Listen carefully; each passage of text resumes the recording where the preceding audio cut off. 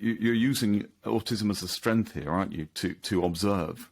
Because you can Yes. walk past nature and not see a thing, but you see, and the beauty, having read your blogs, is that you, I think, use that as a strength to help others see what you can see, and that's Yeah. this is another strength, really.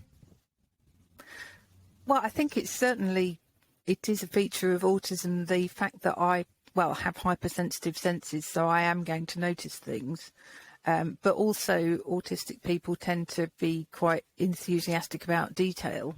So that means that I will want to look more closely. So when I was walking through London in lockdown, for example, I was very aware of the bird song that I could hear, because my hearing is quite acute. I was listening to the different sounds, also very aware that they were different sounds to what I would normally hear.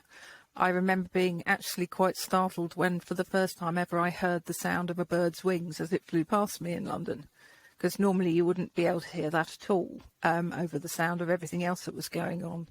And then in terms of looking at the detail, I would always like to see things close up. What's the small scale take as well as the big scale take?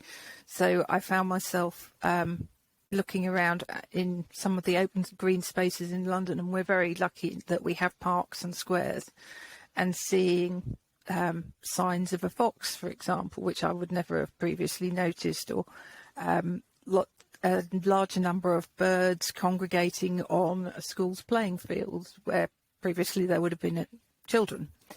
So it was that focus, and I guess having enough of the sensory stimulation of normal London taken away to enable me to focus on all of the other things that were there, and enough focus on the detail to notice all the ways in which it was different, and just the tiny little bits of animal and bird behaviour that I could see were different. So the birds were flying lower, maybe they weren't put off, maybe normally they would have been put off by the traffic, seeing more squirrels, even quite mundane wildlife like rats that you do see. Everything was more visible, and just made such a contrast to my detail-focused brain with how London normally is and how it is again now.